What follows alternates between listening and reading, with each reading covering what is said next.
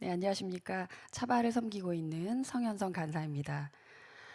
오늘도 차바를 시청해 주시는 한국교회 성도님들과 해외교회와 성도님들 그리고 구독자님들께 감사와 축복의 문안 인사를 드립니다.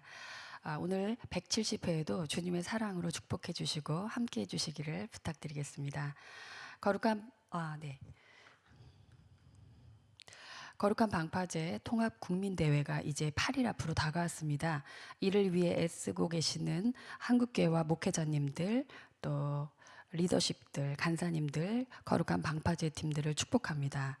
네, 거룩한 방파제는 6월 1일 오후 1시 대한문 앞에서 진행됩니다.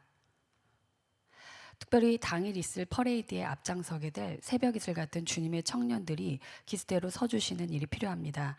5천 명의 기수대를 목표로 하고 있습니다. 차바 방송을 보시는 성도님들께서는 이에 참석해 주시거나 주위 청년들에게 건의해 주시면 감사드리겠습니다. 당일 큰 나팔을 불어 승리를 알리는 군사들과 같은 모습으로 함께 해 주시기를 부탁드립니다. 기스대에 관련한 문의는 유튜브 채널 거룩한 방파제를 검색해 주시거나 화면에 블로그 주소 참고해 주시고 또 번호로 문의 주시기 바랍니다. 블로그에 들어오시면 상세 내용들이 있습니다. 준비사항 당부와 부탁사항 또 4대 일간지에 실린 결연한 의지와 또 기수단 신청 안내 또 기도 제목들이 있습니다. 참고해 주시면 감사하겠습니다. 네, 지난주 169회 카도시 아카데미 공동대표 최경아 집사님께서 안경사진을 보여주시며 세계관은 교육과 문화를 통해 들어온다고 말씀해 주셨습니다. 이에 성경적 세계관 교육은 말씀을 기준으로 학생들을 가르쳐 세상을 분별하는 힘을 기르도록 돕는 일입니다. 진리가 담긴 올바른 성교육으로 흔들리지 않는 가치 기준을 가진 다음 세대가 일어나길 바라게 됩니다. 각종 음란한 문화와 성혁명의 물결 속에서 믿음의 다음 세대를 살리기 위해 힘써주시는 최 대표님의 귀한 강의 다시 한번 감사를 드립니다. 오늘 170회 강사님으로는 합동신학교 신약학 교수이신 김용우 교수님께서 신약은 동성애를 반대하지 않는가라는 제목으로 강의해 주십니다. 김혜호 교수님께서는 개혁주의 신학교인 합신대학에서 후학을 양성하시며 동시에 저술 활동에도 힘쓰고 계십니다.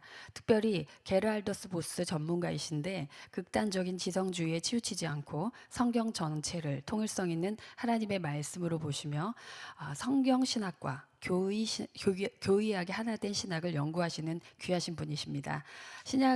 신구약이 일관되게 동성애를 반대하고 있음을 전해주시러 나오실 때 큰 박수 부탁드리겠습니다.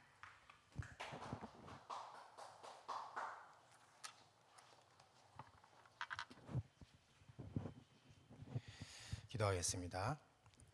살아계신 하나님 아버지, 하나님이 이 세상을 아름답게 만드시고 주님이 만드신 창조물을 이 땅에 두시며 역사 가운데 불러 구원해 주시는 은혜를 감사합니다. 우리가 주님의 이름을 부르며 주님의 성령 안에서 주님의 영광을 드러내며 살아갈 때 세상의 문화와 세상의 거센 역풍과 마저 싸울 때도 있습니다. 특별히 차별금지법과 여러 성적인 문화로 그리스도인들이 문화적인 갈등 가운데 싸운데 하나님께서 주의 말씀으로 우리의 길을 인도해 주시고 우리 모든 성도들이 주님 말씀에 굳게 붙들려 살아갈 수 있도록 도와주옵소서. 이 시간 우리가 모두 주님 말씀 앞에 있사오니 주께서 함께하여 주시고 이 강의를 통해서 하나님 말씀과 하나님을 두려워하는 마음이 더욱 깊어질 수 있도록 도와주옵소서. 우리 구주 예수 그리스도의 이름으로 기도합니다. 아멘.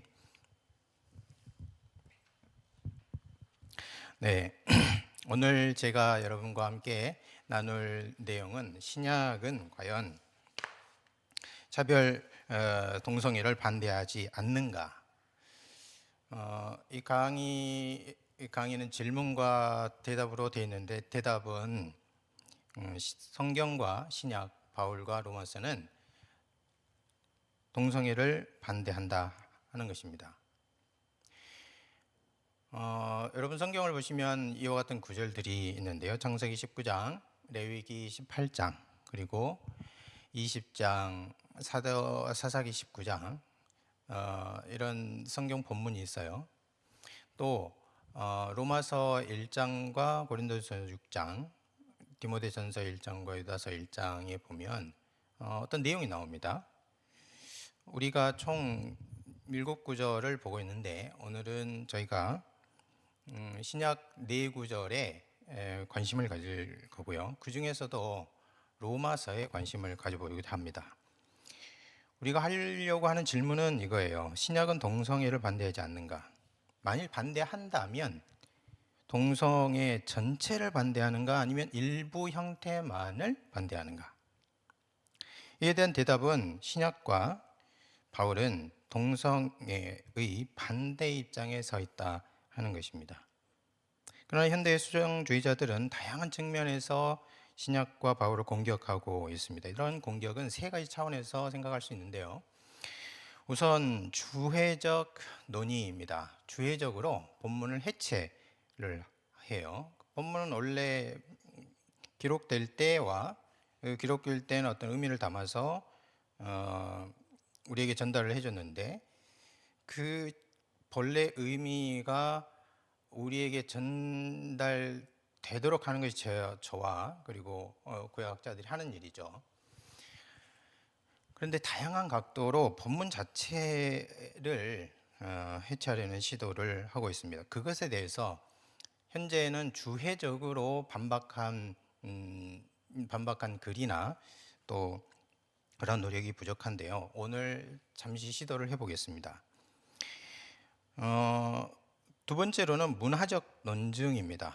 바울이 반대한 동성애가 그 당시 상황에만 유효하고 적용된다. 그렇기 때문에 현대에는 바울이 하는 말을 직접적으로 적용하거나 또는 따를 필요가 없다. 그런 논증이죠. 이것이 이제 두 번째고요. 세 번째로는 과학적인 시도입니다. 이 과학적인 시도는 꽤 오래전부터 시작이 됐는데 동성애가 단순한 성향이 아니고 태어날 때부터 어떤 유전적인 인자의 지배를 받는 것이기 때문에 고칠 수가 없고 바꿀 수가 없다 하는 주장인데요. 오래된 주장입니다. 이러한 주장의 근거는 무엇이고 그 근거가 타당한지를 사실은 일반 독자들, 일반 그리스도인들이 확인해 보기가 상당히 어려운 점이 있습니다. 그래서 제가 일반 독자들 그리고 일반 그리스도인 입장에서 이번 강의를 준비하면서 한번 시도를 해봤습니다.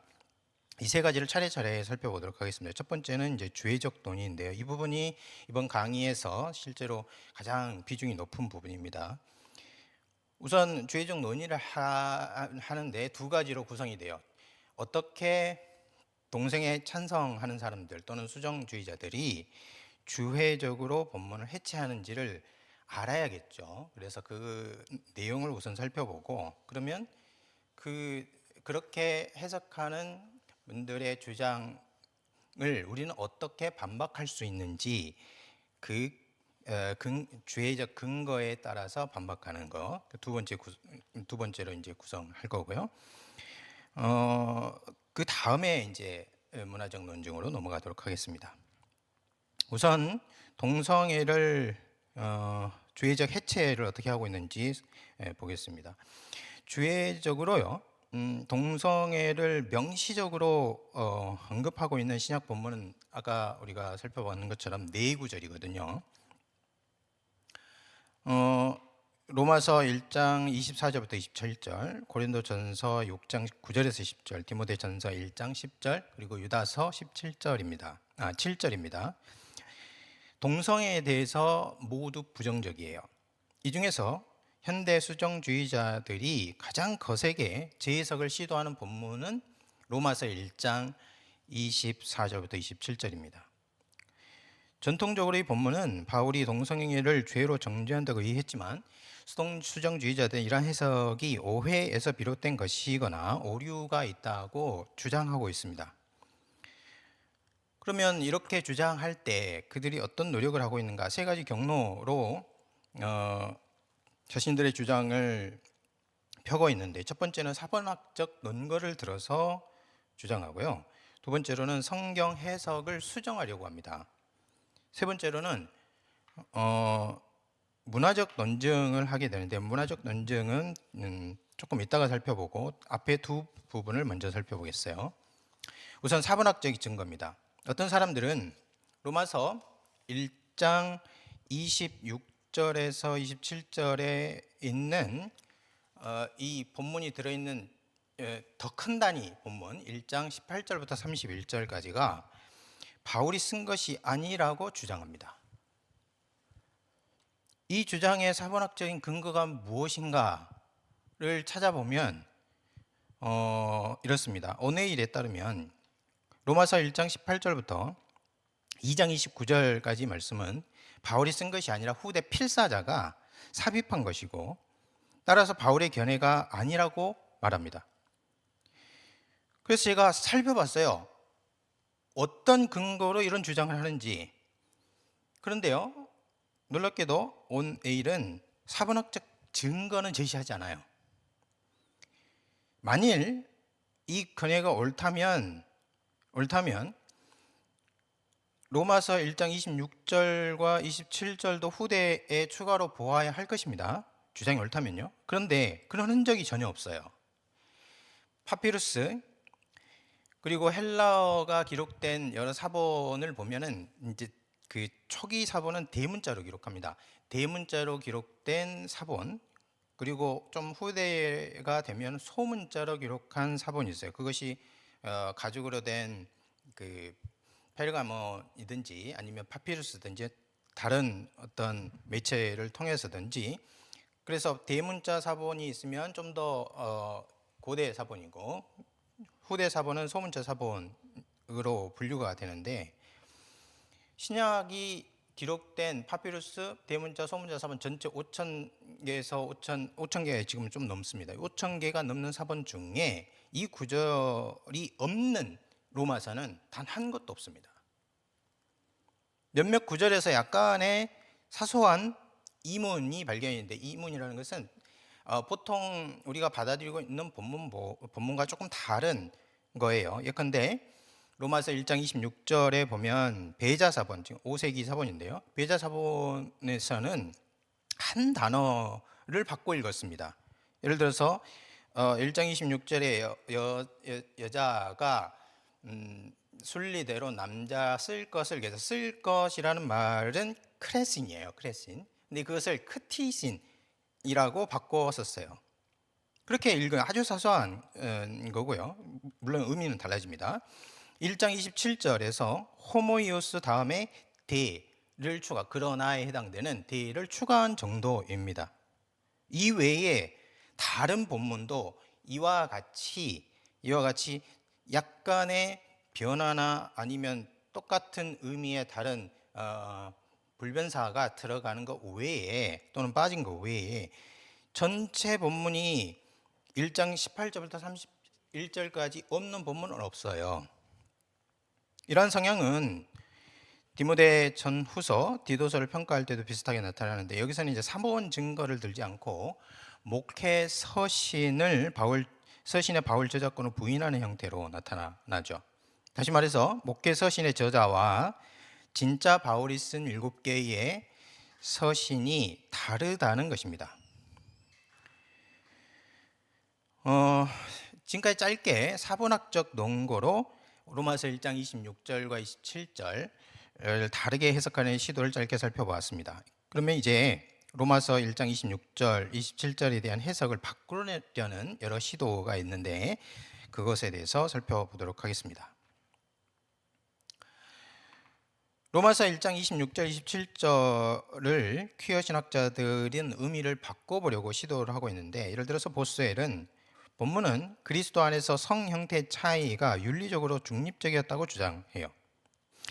또 헬미니학은 로마서에서 동성간 성관계는 단지 유대인들의 기준으로 판단한 이방인들의 부정함을 보여주는 예일 뿐, 그러니까 유대인들은 이방인들하고 성속의 개념이 달랐는데, 유대인들이 볼 때 이방인들이 부정하다라고 평가하는, 예를 들면 음식이라든지 동물이라든지 이런 거 있잖아요. 그런 것처럼 로마서 1장 26절 27절에 나오는 것도 그 정도의 의식적 불결함으로 평가해 볼 수 있는 이해일 뿐이고, 로마서가 분명히 이에 대해 중립적이기 때문에 죄악시하는 것은 아니다라고 말했어요. 그러니까 헬미니악이나 보스웰에 따르면 바울은 로마서 1장 26절 27절에서 동성애가 도덕적으로나 윤리적으로 단죄받을 어떤 일이 아니었다고 말한 셈이죠. 이들은 어떻게 이런 결론에 이르게 되었을까요? 보스웰과 헬미니아 그 밖에 퀴어 신학자들이 어떻게 로마서 1장 26절 27절에 대한 해석을 수정했는지를 살펴보면 네 가지 단계를 관찰할 수 있습니다. 네 가지 단계는, 첫 번째는 주의를 분산시키는 것이고요, 두 번째로는 왜곡을 시키고, 세 번째는 상대화하고, 마지막으로는 전면적으로 부인하는 단계로 나가게 됩니다. 이 네 가지 단계를 차례차례 살펴보겠습니다. 먼저요, 퀴어 신학자들은 로마서 1장 26절 27절이 동성애를 정죄하거나 반대하는 것이 아니라 동성애 외에 다른 것을 강조한다고 말함으로써 주의를 분산을 시키는 거예요. 그러면 무엇을 강조한다고 보는 것인가? 로마서 1장 4절부터 27절, 실제로 동성애가 아니라 지나친 욕망을 반대한다고 해석합니다. 이게 이제 퀴어 신학자들이 하는 해석이에요. 이들에 따르면 지금까지 주석가들과 해석자들이 바울이 쓰고 있는 수사학적 덫을 이해하지 못했다고 말합니다. 여기서 수사학적 덫이라는 개념이 나오는데요, 수사학적 덫이란 말 그대로 덫인데 뭔가를 빠뜨리고 그 함정에 빠뜨리는 것과 같은 것인데, 수사학적으로 그렇게 한다는 것이죠. 수사학적 덫이라는 게 무엇이고, 다른 신학자들, 그러니까 기존의 퀴어 신학자들이 아닌 다른 신학자들이 무엇을 이해하지 못했다는 말일까요? 수사학적 덫이라는 것은 화자가 무엇인가를 말할 때 독자나 청자가 자기도 모르게 화자가 친 덫에 걸린다는 수사학적인 이론인데, 예를 들어서 이런 게 있습니다. 예를 들면 다윗이, 선지자 나단이 찾아와서 다윗이 지은 죄를 지적하려고 할 때 한 이야기를 합니다. 그 이야기에서 부자와 가난한 사람이 나와요. 그런데 다윗이 그 얘기를 찬찬히 듣고 나서 자신이 그 부자인 줄 모르고 그 부자에게 사형 판결을 내립니다. 또 열왕기하 20장 37절 43절 같은 데를 보면은 아합이 벤하닷을 놓아주는데요, 익명의 선지자가 아합에게 포로를 놓친 군사 이야기를 하게 돼요. 그 군사가 바로 아합 자신인 줄 모르고 아합은 그 사람을 정죄하는 것을 생각해 볼 수 있습니다. 그러니까 아합이나 다윗이 선지자들이 하는 이야기 속에, 그 속에 그들을 가리키는 무언가 수사학적인 덫이 있는데 거기서 걸리는 것이죠. 그러면 다시 로마서로 돌아오면 퀴어 신학자들이 로마서 1장 24절 27절이 이러한 수사학적 덫이라고 말하는 건 무슨 뜻일까요? 어떤 점에서 수사학적 덫이라는 말입니까? 그들에 따르면 이 본문은 실제로 동성애를 정죄하는 것이 아니라 유대인을 정죄한다는 것이에요. 근거는요, 로마서 2장 1절입니다. 로마서 2장 1절을 보면 이렇게 되어 있습니다. 그러므로 남을 판단하는 사람아, 누구를 막론하고 내가 핑계하지 못할 것은 남을 판단하는 것으로 내가 너를 정죄함이니 판단하는 내가 같은 일을 행함이니라. 여기서 로마서 2장 1절 앞단락이 실제로 누군가를 판단하는 사람의 오류를 일깨우는 이야기일 수 있다는 것을 지적합니다. 그러므로 로마서 1장 18절부터 2장 16절은 실제로 이런 수사학적 맥락 속에서 이해할 필요가 있다고 주장하는 거죠. 따라서 로마서 2장 17절에 따르면 이들은 무엇인가? 이들은 유대인이에요. 이런 점에서 로마서 1장 24절 27절은 동성애가 아니라 유대인에게 있는 오류를 가리킨다, 이렇게 이제 말하는 것입니다. 그러면 구체적으로 무엇을 오해했다는 것인가? 이런 질문을 할 수 있습니다. 현대 퀴어 신학자들은 이 구절을 자의적으로 해체합니다. 이들에 따르면 바울은 여기서 이방인의 성관념을 해체하면서 10번째 계명, 10계명 중에서 제 10계명만을 반대한다고 주장해요. 마틴과 프레드릭슨이라는 사람이 있는데요. 이 구절에서 바울이 반대하는 것은 성행위 상대의 젠더가 아니라 과도한 욕망, 열정, 탐욕, 제 10계명이 그렇잖아요. 내 이웃의 집을 탐내지 말라. 내 집 그 아내나 그의 양이나 그 모든 것을 탐하지 말라, 그렇게 말하죠. 탐욕을 말한다는 거예요. 다시 말해서 그들은 방향을 잃은 욕망이 아니라 지나친 욕망을 반대한다고 보는 것입니다. 이들이 이렇게 주장하는 그럼 주해적인 근거는 무엇일까요? 두 가지입니다. 하나는 앞에서 말한 수사적 덫이고요. 두 번째로는 로마서 다른 부분과 연결점이에요. 로마서에 지금 우리가 로마서 1장을 살펴보고 있는데 로마서 6장, 7장, 13장 이런 데를 보면은 탐욕과 관련된 말이 계속 나온다는 겁니다. 예를 들면 로마서 6장 12, 13절에 불명예스러운 열정이 나오고 로마서 7장 7절 8절을 보면 탐심이 나오고요. 로마서 13장 8절부터 13절을 보면 과도함이 나와요. 그래서 이런 과도한 욕망이 공동체를 사랑으로 세우지 못하고 힘을 남용하고 불의로 억압하는 것이기 때문에 이웃을 해치게 된다 하는 거죠. 따라서 로마서 1장 24절, 27절을 아까 말한 수사적 덫과 뒤에 나오는 것과 연결점을 찾아서 동성애가 아니라 지금 이 구절에서 반대하는 것은 지나친 욕망을 반대한다, 이렇게 논증을 하는 것입니다. 잠깐 비판을 해볼까요? 물론 바울이 유대인들의 의식을 흔들어서 그들도 죄인이라는 것을 말하고 있는 건 사실이에요.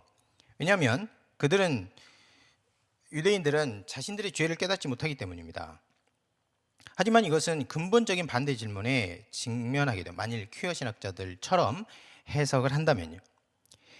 만일 이 설명이 정당하려면 바울이 로마서를 쓰는 주 대상이 또는 바울의 로마서를 받는 사람이 오직 유대인이어야 합니다. 로마서 수신자를 유대인으로 한정할 수 있는가 하는 질문을 받을 수 있어요. 왜냐하면 유대인의 죄를 잘못을 지적하고 있고 이것은 유대인들이 잘못하고 있는 것을 지적하는 것이기 때문에 그렇죠. 나아가서 로마서 1장 18절부터 2장 16절은 더 큰 단위인 로마서 1장 18절부터 3장 20절까지 속에 있는 소단위입니다. 그러니까 더 넓은 문맥에서 보더라도 이 로마서 1장 26절 27절을 수사학적 덫으로 해석할 수 있어야 되거든요. 그런데 실제로 그렇게 설명할 수 있는 것인가? 이 두 질문에 긍정적인 대답을 내놓을 수 없다면 퀴어 해석의 유효성이 심하게 타격을 받거나 아니면 사라지게 됩니다. 바울은 이 단락에서 1장 18절부터 3장 20절에서요. 온 인류의 상태를 거대한 시야에서부터 시작해서 한 점으로 이 한 점에서 다시 거대한 시야로 확대하는 마치 모래시계를 거꾸로 이렇게 수평으로 세우는 것과 같은 그런 논증을 하고 있어요. 하나님의 진노가 하늘로부터 불의로 진리를 억압하는 모든 사람이 나타난다. 큰 거대 시야에서 지금 모든 사람이 나타난다 말하고 있어요. 즉 인류의 부패성에서 시작하고 있습니다. 유대인과 할례로 이런 거대 시각이 유대인과 할례로 딱 수렴했다가요, 거기서부터 다시 온 인류로 확장하고 있어요. 의인은 없나니 하나도 없으며 하나님을 찾는 자도 없고 의를 행하는 자가 없느니 하나도 없도다. 그러니까 율법의 행위로는 의롭다 할 사람이 한 사람도 없다 하는 다시 거대 시야로 확대하는 것이죠. 그래서 로마서 1장 26절 27절에 표시된 일도 이 인류의 타락, 죄, 부패성과 연결이 되어 있다고 보는 것이 타당하지, 이것을 어떤 특정 인류 중 특정 민족에 제한해서 그들의 일로만 볼 수 있는 것인가 하는 근본적인 질문을 제기할 수 있습니다.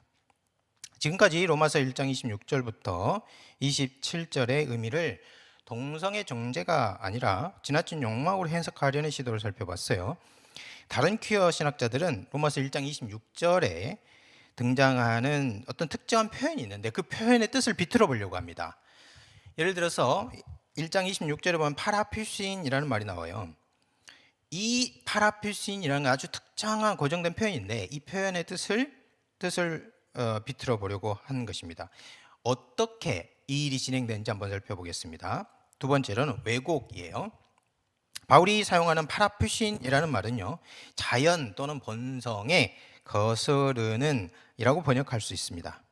바울은 이 말을 여자가 여자와 26절 남자가 남자와 더불어 부끄러운 일을 하는 것을 가리킬 때 사용했습니다. 그런데 로마서 1장 26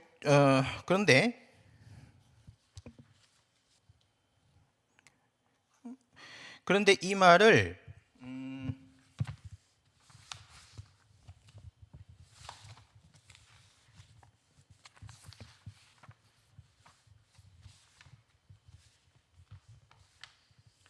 그런데 이 말을요, 최근 들어서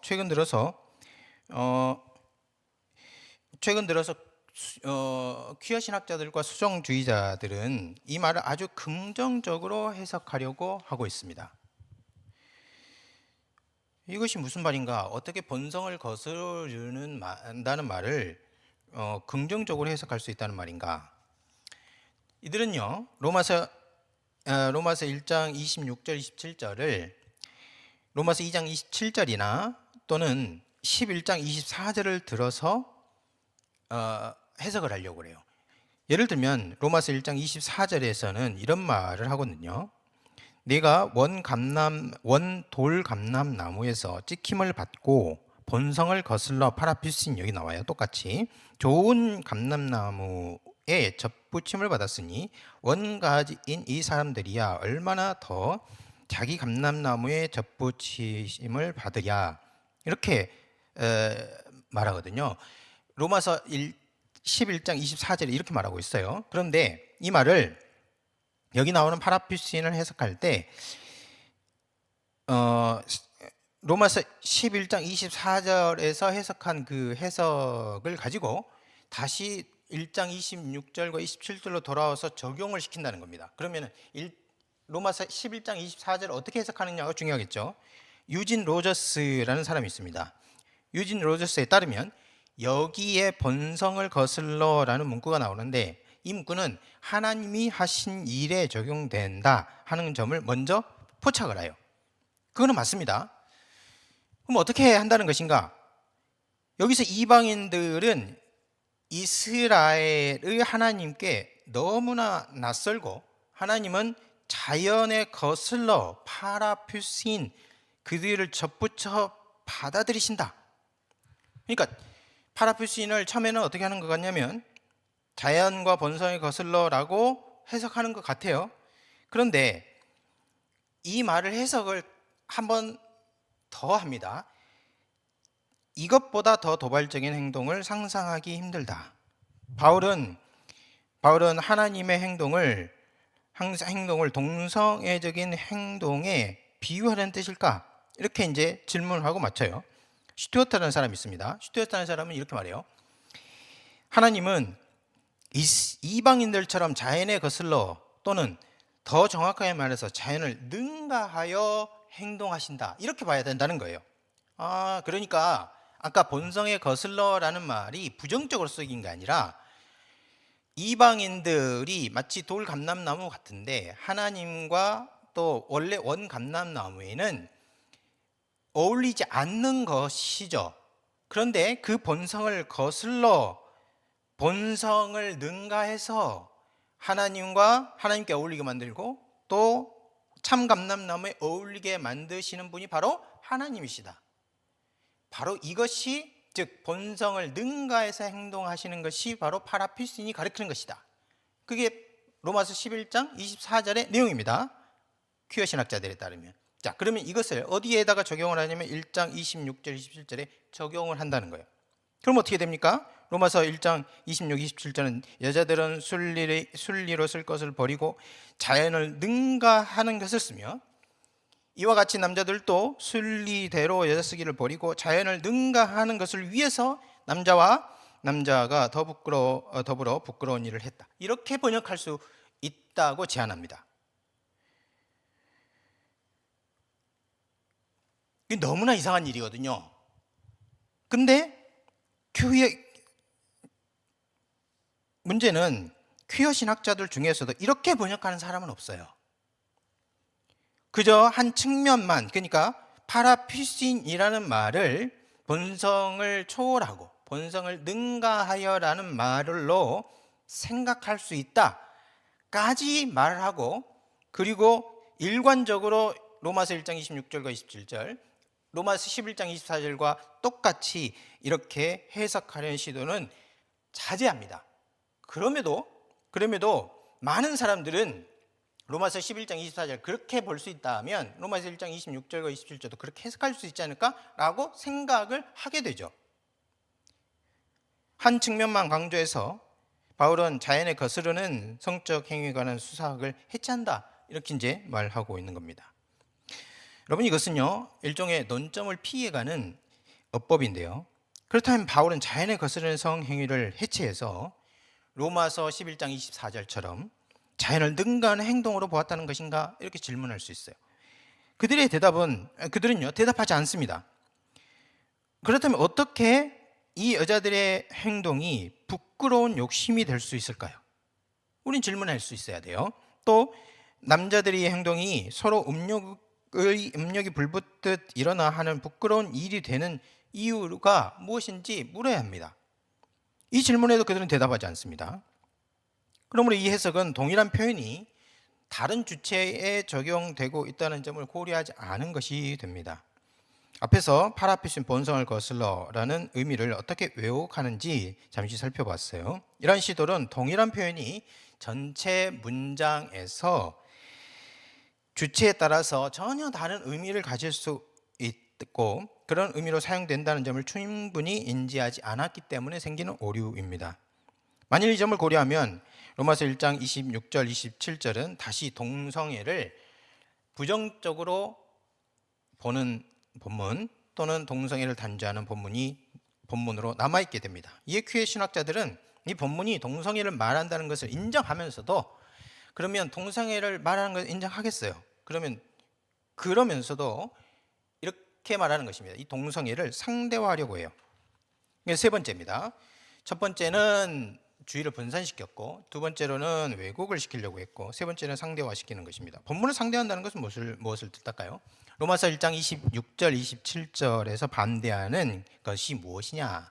동성애가 아니라 특별한 유형의 동성애였다, 또는 특별한 유형의 동성애 행위이다 라고 말하고, 이 특별한 유형은 아디키아, 즉 불의와 관련이 있다. 그렇기 때문에 현대 동성애와는 상관이 없다, 이런 결론으로 나가려고 하는 것입니다. 따라서 바울은 현대 동성애를 반대한 적이 없다. 이해하시죠? 다시 한번 해볼게요. 바울이 로마서 1장 26절 27절에서 동성애를 반대하는 건 맞다. 이게 이제 첫 번째예요. 두 번째, 그런데 동성애 전체가 아니라 특별한 유형의 동성애 행위이다. 특별한 유형은 무엇인가? 불의와 관련돼 있는 것, 그것과 관련이 돼 있다. 그런데 현대의 동성애 전체가 이런 불의와 관련된 것 같지는 않다. 그렇기 때문에 바울은 현대의 동성애를 반대하는 것은 아니다 라고 결론을 내는 것이에요. 여기서 문제가 무엇입니까? 그러면 우리가 질문해야 돼요. 이 아디키아라는 것이 무엇이냐? 불의라는 것이 무엇이냐?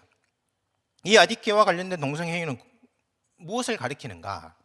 퀴어 신학자 중 한 사람이 컨트리맨이라는 사람이 있어요. 이 사람이 로마서 1장 24절 27절에서 성행위의 불결함을 말하기 앞서서 바울은 로마서 1장 18절에 억압과 불의의 죄 아디키아죠. 언급한다고 말해요. 이 아디코이는 고린도전서 6장 9절 10절에서 등장하고 있는데 이 말이 말라코이, 제가 노란색으로 표현했죠. 본문에 보면 말라코이 또는 아르세노 코이토이 라는 말 앞에 바로 등장합니다. 그러니까 이게 관련이 있다는 것이죠. 관련이. 이런 관찰은 아주 틀렸다고 말할 수는 없습니다. 그런데 중요한 것은 여기서 말라코이를 우리말 성경이 탐색하는 자 또는 남색하는 자로 이제 번역을 했는데, 직역하면은 연약한 자들, 남성을 침대에 눕히는 자 또는 남성과 잠자리를 같이 하는 자들, 이렇게 번역할 수 있어요. 이때 연약한 자라는 것은 동성의 행위에서 여성 역할을 하는 자를 가리키고, 아르세노 코이토이라는 말은 남성 역할을 하는 자를 가리킵니다. 컨트리면은 이 두 행위를 아디키어와 연결을 하고, 또 다른 퀴어 신학자인 행크스도 마찬가지입니다. 행크스에 따르면 바울은 불의를 우상 숭배와 성적 확대와 자연스럽게 연결을 하고, 로마서 1장 26절과 27절에서 남자와 여자들의 성행위는 성인 사이의 동의에 의한 애정 있는 성행위가 아니라 강간이나 소돔 고모라에서 있었던 일이요, 소아성애나 동의하지 않은 노예에 대한 성적 착취 같은 권력 남용을 언급한 것이다 라고 주장해요. 그러니까 바울이 동성애를 말하는 건 맞아요. 맞다. 그런데 바울이 말하는 동성애에 금지하는 것은 여기 말하는 것처럼 성적 착취, 동의에 의하지 않은 것, 이런 것들을 금하는 것이지, 실제 현대에 일어난 애정에 근거한 서로의 합의에 의한 동성애는 아니다, 이렇게 말하려고 하는 것이죠. 자, 로마서 1장 18절에 나오는 불의, 고린도전서 6장 9절의 불의한 자를 그 뒤에 나오는 구체적인 죄의 형태와 연결하여 해석할 수는 있습니다. 로마서 1장 19절부터 32절에 나오는 죄의 목록은요, 불의로 진리를 억누르는 일의 다양한 형태로 볼 수 있어요. 음행이나 우상숭배, 간음, 도둑질, 탐욕, 술취함, 모욕, 사기 등을 행하는 자는요, 불의한 자들의 모습이기 때문입니다. 그러나 수정주의자들이 그들의 해석이 적절하다고 주장을 하려면 다음 두 가지 질문에 대해서 납득할 수 있는 설명을 내놔야 됩니다. 첫 번째, 로마서 1장 18절과 고린도전서 6장 9절 이하의 악덕 목록을 모두 억압, 학대, 권력 남용으로 설명할 수 있는가? 예를 들어서 하나님을 알지만 하나님께 영광을 돌리지도 않고 감사하지 않는 것을 이런 범주의 범죄라고 할 수 있는 것인가? 도둑질이나 모욕이나 사기가 이런 종류의 죄인가? 물어봐야 돼요. 두 번째로는 수동주의자들은 현대 동성애를 동성애들 사이에 서로 동의에 의해 이루어지는 애정 있는 성행위라고 정의를 하는데, 과연 모든 동성애가 이런 형태의 성행위라고 확증할 수 있는 것인가 하는 겁니다.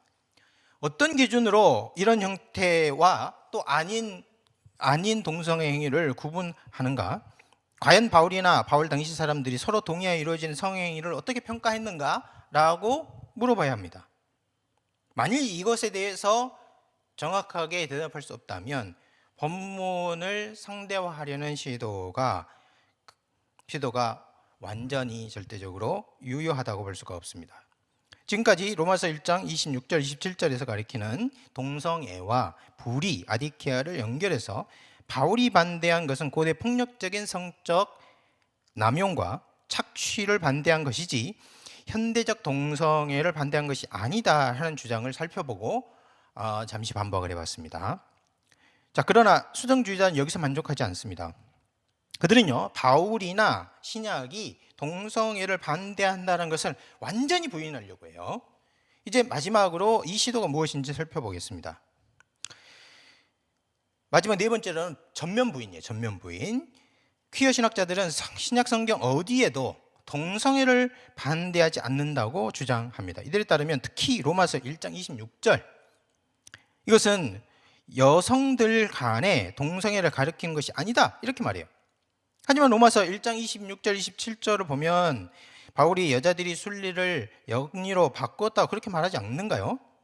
이 반문에 이들은 세 가지 근거를 듭니다. 첫째는 이 본문을 잘 기억하시면 좋습니다. 이 본문을 레즈비언 관계로 해석한 것은 4세기 크리스토스토무스 교부 중에 한 사람입니다. 교부 크리스토스토무스, 그다음에 암브로시아스터 부터 시작된 것이고, 그 전에는 그런 해석이 없었다 하는 겁니다. 그러니까 그 전에는 이 본문을 레즈비언 성행위로 이해하지 않았다, 그런 주장을 하고 싶은 거예요. 두 번째, 로마서 1장 26절 27절은 레위기 18장 22절 그리고 20장 13절을 인용한 것인데, 여기서 레위기 본문에서는요, 레위기 본문에서 오직 남성들만 언급합니다. 남자들이 여인과 함께 동침하는 것처럼 남자와 동침하면 이는 가증한 것이니 죽이라, 이렇게 말했다는 겁니다. 또 20장 13절도 비슷한 내용입니다. 그러니까 남성들의 성행위 중에서도 어떤 성적 지향을 가진 사람들이 아니라 남자들 사이에 학대 행위를 비난한다, 이렇게 보는 겁니다. 따라서 로마서 1장 26절이 레즈비언 성행위를 반대하는 것은 아니다, 이렇게 보는 거예요. 그러니까 남자들에 대한 얘기를 했고 그것을 인용했으니까 로마서 1장 26절, 즉 바울이 이 말을 쓸 때는 레즈비언 성행위는 반대한 것이 아니다, 그렇게 이제 해석하는 거예요. 이게 두 번째고요. 세 번째로는 성경 읽기 방식이 잘못된 것이다, 이렇게 말해요. 지금까지 로마서를 읽는 방식은 로마서 1장 26절 27절 있잖아요. 그럼 27절에서 시작해서 26절로 진행한다, 이들은 주장합니다. 이것을, 그리고 이렇게 읽는 방식은 몰 역사적 읽기에 해당한다, 그렇게 봐요. 바울의 독자들은 로마서 1장 26절 읽을 때 여성 상대자가 명확하게 남성이라고 생각했을 거라는 겁니다. 분명히 여자들이 순리대로 여자 쓰기를 버리고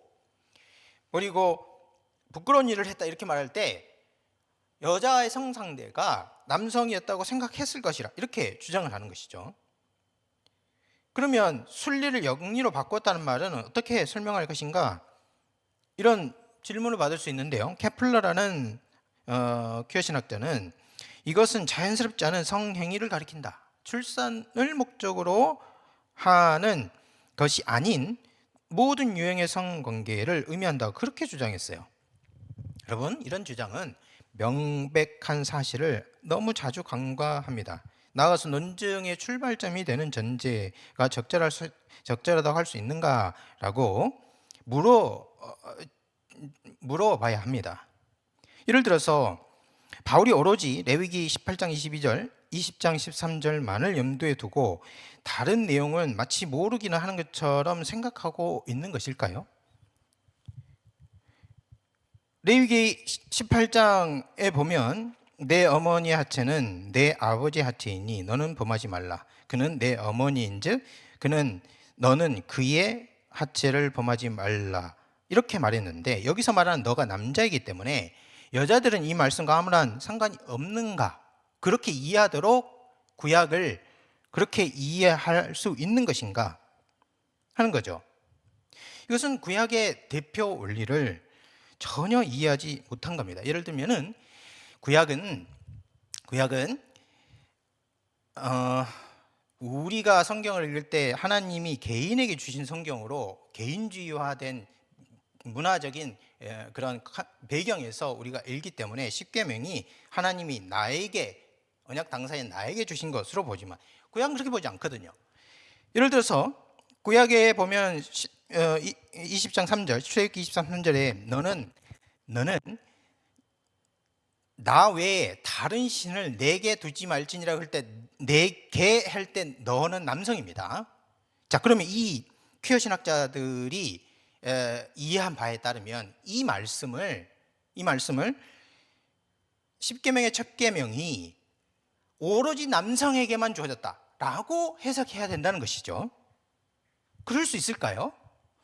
또요, 신명기 6장 20절에 보면 후일에 내 아들이 내게 묻기를, 우리 하나님 여호와께서 명령하신 증거와 규례와 법도가 무슨 뜻이냐 하거든 너는 내 아들에게 이르기를 우리가 옛적에 애굽에서 바로의 종이 되었더니 여호와께서 권능의 손으로 우리를 애굽에서 인도하여 내셨도다. 24절에 보면 여호와께서 우리에게 이 모든 규례를 지키라 하였다 이렇게 말하거든요. 그러면 이거 보면은 아버지 가장이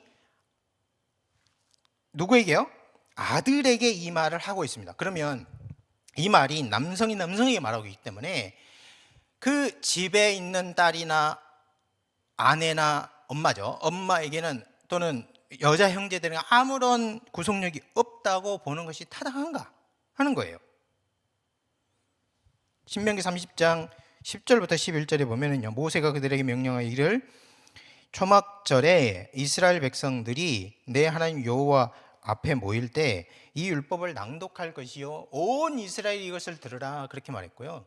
신명기 6장에 그래서 너는 길을 갈 때든지 앉아 있을 때든지 누워 있을 때든지 부지런히 내 자녀에게 이것을 가르치라. 가장들에게 한 명령이에요. 그런데 가장들은 집안의 대표이기 때문에 그렇게 한 것입니다.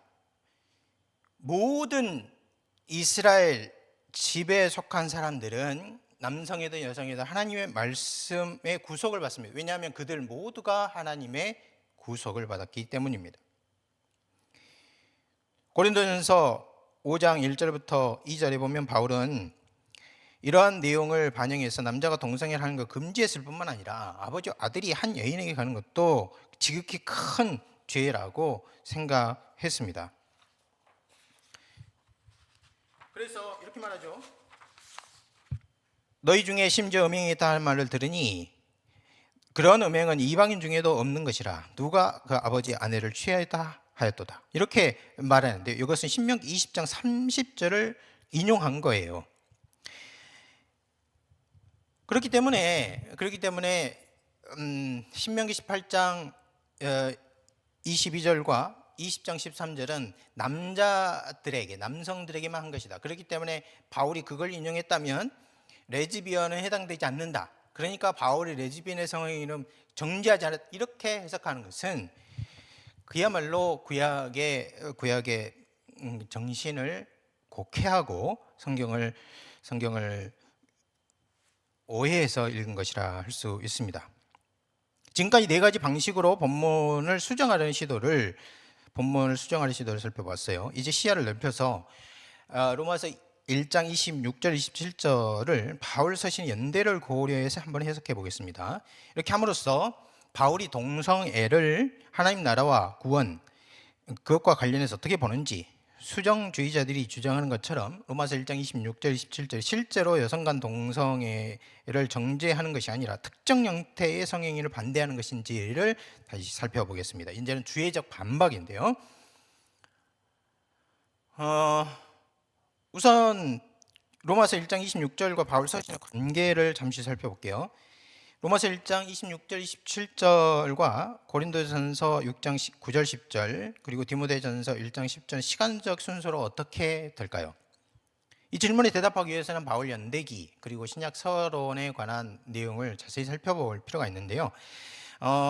이 논의를 다 했다고 가정하고 결론만 말씀드리면 우선 고린도전서는 로마서 이전에 쓰여졌습니다.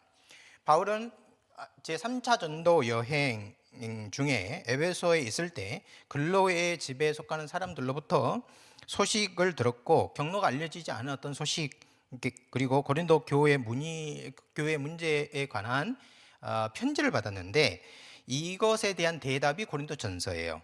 그러니까 바울이 세 번째 방문 전에 쓴 것이 확실하기 때문에 AD 55년 봄이라고 할 수 있습니다. 로마서는 바울이 3차 전도여행 마지막에 아가야에서 보낸 것입니다. 그러니까 AD 57년경입니다. 디모데 전서는 AD 55년 5월에서 6월쯤 마게도냐에서 마게도냐로 갈 때 에베소에 남겨둔 디모데에게 바울이 마게도냐에 있을 때 보낸 편지로 보여요. 그렇기 때문에 순서를 종합해 보면 고린도전서가 제일 먼저고요. 그다음에 디모데전서 그리고 로마서라는 것을 알 수 있습니다. 이 순서를 통해서 알 수 있는 한 가지 사실은 무엇인가? 그것은 이것입니다. 로마서 1장 26절 27절에는 고린도전서 6장 9절 10절의 내용과 디모데전서 1장 10절의 사상이 녹아 있다고 보는 것이 타당하다는 거예요. 지금까지 전통적인 주석가나 수정주의자는 이 순서를 고려하지 않고 본문을 이제 대해 왔는데, 동성애를 반대하든 옹호하든 로마서에서 논의를 시작하는 경향이 있었어요. 그러면서 로마서 주위에서 부족한 부분이나 아니면 보조적으로 필요한 부분을 고린도전서와 디모데전서에서 끌어왔습니다. 하지만 연대적 순서에 따르면 고린도전서와 디모데전서에서 시작을 해야 됩니다. 그러면 고린도전서 6장 9절과 10절, 그리고 디모데전서 10절, 그 10절이 위장 9절부터 11절까지 문맥을 살펴보면 어떤 내용이 나오는가, 우리가 이제 살펴볼 필요가 있겠죠. 고린도전서 6장 9절부터 10절은 이렇게 말합니다. 불의한 자가 하나님 나라를 유업으로 받지 못할 줄 알지 못하느냐. 이 불의한 자 누굴까요? 미혹을 받지 말라. 음행하는 자, 우상 숭배하는 자, 간음하는 자, 탐색하는 자, 남색하는 자, 도적이나 탐욕을 부린 자는, 또 술 취하는 자나 모욕하는 자는, 속여서 빼앗는 자는 하나님 나라를 유업으로 받지 못한다. 이렇게 말해요. 그러니까 불의한 자 중에 뭐가 있냐면 탐색하는 자, 남색하는 자가 있는 거예요. 이들은 하나님 나라를 받지 못한다는 겁니다. 디모데전서 1장 9절부터 11절 읽어보면 알건 이것이니 율법은 옳은 사람 위에 세운 것이 아니요 오직 불의한 자와 복종하지 아니한 자, 경건하지 않은 사람과 죄인과 거룩하지 않은 자와 망령된 자와 아버지를 죽이는 자와 어머니를 죽이는 자와 살인하는 자며 음행하는 자, 남색하는 자, 인신매매하는 자, 거짓말하는 자와 거짓 맹세하는 자와 기타 바른 교훈을 거스르는 자를 위함이니 이 교훈은 내게 맡기신 바 복되신 하나님의 영광의 복음을 따름이니라. 이렇게 말하고 있어요. 여기도 마찬가지죠. 불의한 자에 누구가 속하냐면 남색하는 자가 속하는 것이고요, 음행하는 자가 속하는 것이고, 이들은 영광의 복음에서 배제됩니다. 이 두 구절에 따르면 세 가지 점이 명확해져요. 나아가서 로마서 쓸 때 바울이 동성애에 대한 입장을 갖고 있었는데, 이미 로마서를 쓸 때 이미 확고하게 동성애에 관한 입장이 정해져 있어요. 첫 번째는 무엇인가? 세 가지 중에 첫 번째, 동성애는요 형태와 관계없이 불의라는 거예요. 동성애자는 무법한 자와 같은 운명에 속한다는 겁니다. 그래서 하나님 나라를 유업으로 받지 못합니다. 따라서 로마서 1장 26, 27절에 하나님이 동성애자들을 수치스러운 욕정에 넘겨주셨고 부끄러운 일을 하게 하셨으며 그들의 행위에 합당한 보응을 받게 하셨다고 말할 때, 이것은 단지 성관계로 인한 질병이나 정신적 손상에 국한되는 것이 아닙니다. 이들은 하나님께서 넘겨주어 버린 거예요. 넘겨주시면 뭐가 들어가냐? 하나님 나라에서 배제되는 것, 하나님 나라를 상속하는 것에서 단절되는 것, 종말론적 심판에 들어가는 것을 다 가리켜요. 이게 첫 번째입니다. 동성애는 형태와 관계없이 불의이고 동성애자는 무법한 자와 같은 운명이 있기 때문에 하나님 나라를 상속하지 못한다. 이게 첫 번째. 두 번째는 바울은 동성애의 종류를 구별하지 않는다는 거예요. 바울은 음행과 간음, 탐색, 남색을 모두 구별합니다. 이것은 동성애 자체만이 아니라 성경에서 가르친 적법한 결혼을 파괴하거나 부정하는 모든 행위를 포괄한다는 점을 기억해야 해요. 또한 남색하는 자, 디모데전서 1장 10절을 말할 때 이 말이에요. 탐색하는 자들과 남색하는 자들이 포함되어 있을 가능성이 높습니다. 그것은 어떻게 알 수 있냐면 여기 표를 보시면 알 수 있는데요. 여러분 보세요. 고린도전서 6장 9절을 먼저 썼어요. 그리고 디모데전서 1장 10절을 쓸 때 네 가지 구별했던 것을 앞에 음행과 남색만 기록을 하고 있습니다. 디모데전서에서. 그 말은 무슨 말입니까? 네 가지 종류 중에서 첫 번째 것과 마지막 것을 썼다는 뜻이 되죠. 그러면 그 속에 간음이나 탐색이 들어가요. 수정주의자들은 탐색하는 자 말라코이인데요. 탐색하는 자 말라코이, 남성 간 동성애 중에서 여자 역할을 하는 자를 가리키고 남색하는 자들이 남자 역할을 하는 것을 의미한다고 말하는데, 그러므로 이것은 이것은 동성애를 찬성하든 찬성하지 않는 사람이든 성경을 해석할 때 이 두 사람이 아마도 어떤 역할을 했을까를 할 때 수정주의자든 아니면 보수주의자든 다 똑같이 그렇게 일치합니다. 그런데 이 말을 바울이 로마서 1장 26절 27절에서 쓰지는 않아요. 오히려 더 명확하게 1장 26절에서는 여자들은 이렇게 하고요, 27절에서 남자들은 이렇게 얘기하는 것으로 나아갑니다. 그러니까 순리를 영리로 바꾼 여성들의 성행위를 말하고 또 남성의 동성애 행위를 말하고 있습니다. 그런데 바울은 순리를 영리로 바꾼 여성들의 행위를 동성애라 볼 수 없고, 오직 남성의 동성애 행위 중 폭력적이고 남용적인 것을 반대한다고 이렇게 사람들이 주장을 하는데, 바울이 쓴 고린도전서 6장 9절이나 디모데전서 1장 10절에서 단지 동성애가 아니라 한 남자 한 여자의 언약이라고 정의할 수 있는 결혼과 이 결혼이라는 결속 안에서 이루어지는 성관계를 파기하거나 부정하는 모든 성행위를 가리키고 있고, 나아가서 디모데전서 1장 10절에서 남색이나 또 고린도전서 6장 9절에서 말하는 탐색까지 포함하고 있다는 사실을 관찰할 수 있다면, 로마서 1장 26절에서 바울이 이 사상을 좀 더 구체적으로 표현한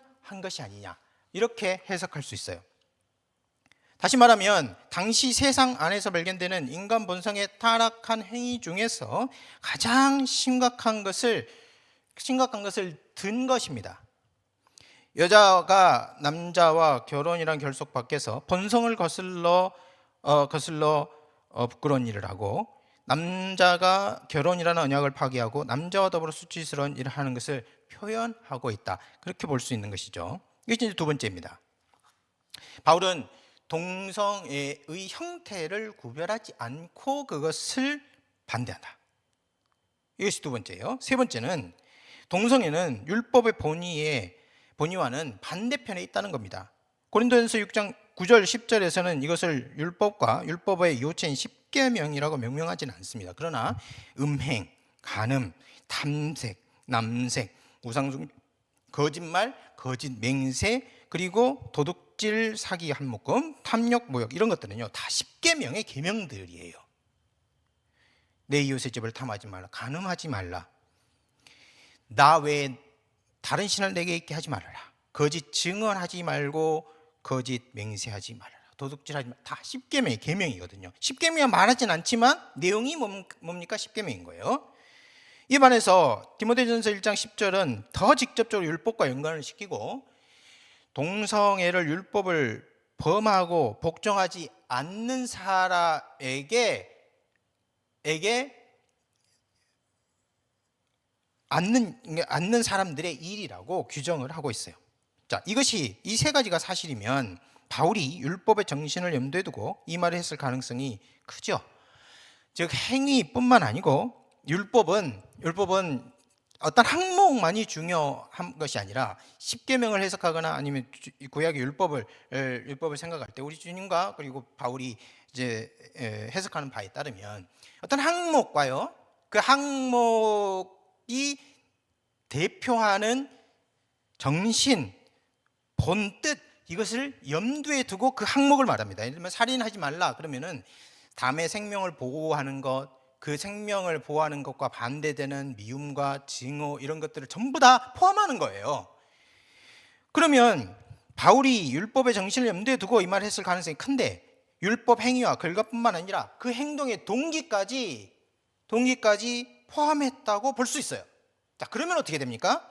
바울은 여자들이 순리를 영리로 바꾸는 의도와 시도, 남자들이 서로에게 음욕이 불붙듯 하는 이런 일을 수치스러운 역정이 표출되는 형태로 봅니다. 따라서 바울은 도둑질이나 사기뿐만 아니라 탐심을 죄로 보고 돈을 사랑하는 마음을 죄의 뿌리라고 말하듯이 동성의 행위뿐만 아니라 동성의 욕망을 죄로 본다는 거예요. 이것이 디모데전서 1장 10절이 반영이 된 로마서 1장 26절 27절에 대한 해석이라고 할 수 있습니다. 이것은 예수님이 살인에 앞서서 증오를, 간음 이전의 음욕을 실제 살인과 간음과 동일시 여긴 것과 같은 것입니다. 신약에 따르면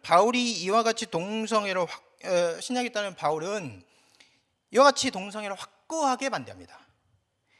바울이 동성애를 정죄하는 강도는 십계명이 우상숭배나 간음, 탐심을 정죄하는 강도와 정확하게 같습니다.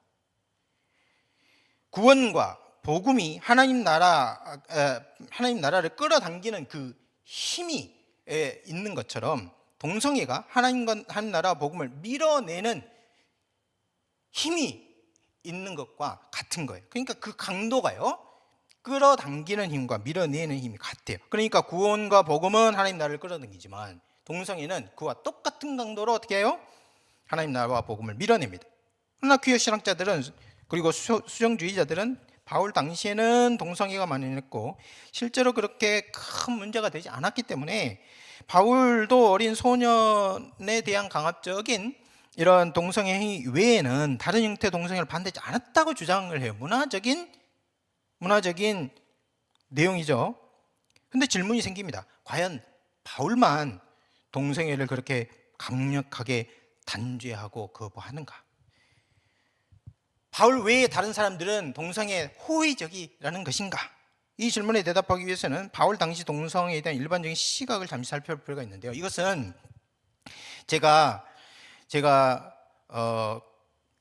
여러 가지 통로를 통해서 실제로 지금 현재 논의되고 있지 않은 본문을 몇 가지 들겠습니다. 왜냐하면 동성애를 주장하는 사람이든 동성애를 반대하는 사람이든 어떤 본문, 어떤 그 당시 어떤 글을 선택적으로 가져와요. 그러나 그것과 전혀 상관이 없을 듯한 여러 당시 문헌에 동성애에 대한 평가, 동성애 하는 사람들에 대한 시각, 이런 것들이 드러나 있는데 그것을 종합적으로 볼 필요가 있습니다.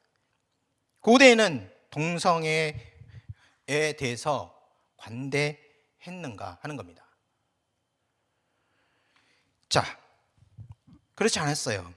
바울 당시나 바울 후대 사람 모두 동성애를요, 부끄러운 것이나 도덕적으로 타락한 것으로 보았습니다. 로마서 1장 26절 27절에서 바울은 파라퓨신이라고 말하고 있는데, 이 파라퓨신에서 피시스는 자연, 성질, 본성을 가리킵니다.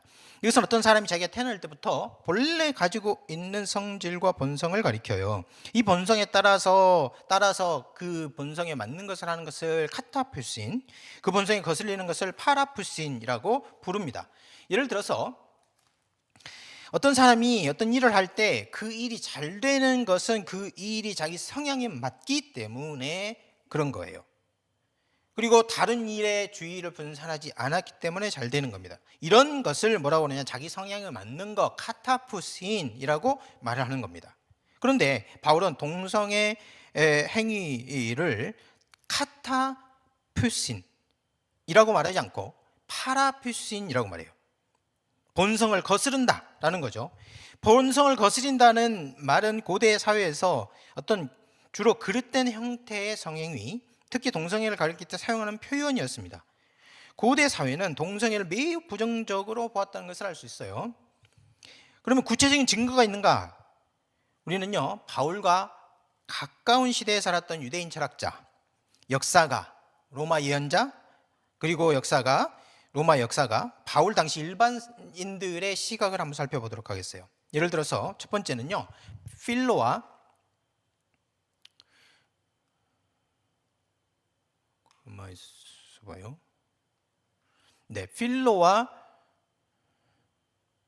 요세푸스를 보겠습니다. 필로라는 사람은 유대인 철학자인데요, 자신의 책 개별 법들이라는 책이 있는데요, 여기서 동성애를 언급하고 있습니다.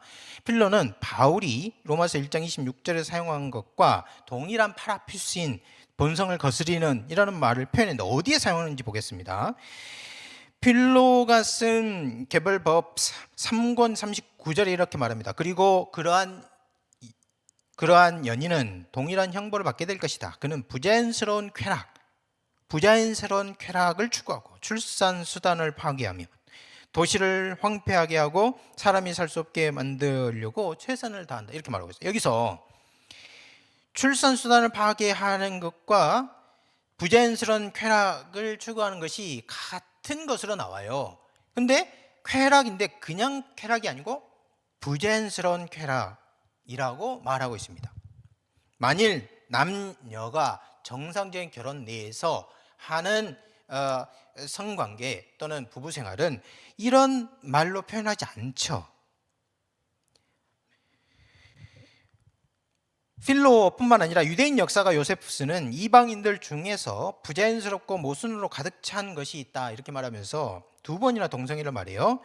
요세푸스 아피온 반박론 2권 237절에 보면은 이런 말이 나옵니다. 그리고 앨리스인과 더베인과 인도 동성애를 강요하는 그러한 부자연스럽고도 뻔뻔스러운 법을 폐기하고 싶지 않겠는가. 좀 지나세요. 275절에 보면은 그런데 사실상 이런 모순투성이가 그들의 법 전반에 자리 잡고 있으며 또한 헬라 백성들의 커다란 영향을 미치게 되자 그들은 마치 이러한 남색 행위가 신들의 좋은 특징의 일부에서 기인한 것이냐, 오히려 신들에게 탓을 돌리고 있다, 이렇게 이제 얘기합니다. 여기서 주목할 말은 동성애를 표현하는데 뻔뻔스럽다, 부자연스럽다, 모순투성이다, 이런 말로 묘사를 하고 있다는 겁니다. 필로는 요세푸스는 유대인 지식가니까, 유대인이니까 그럴 수 있지 않을까요?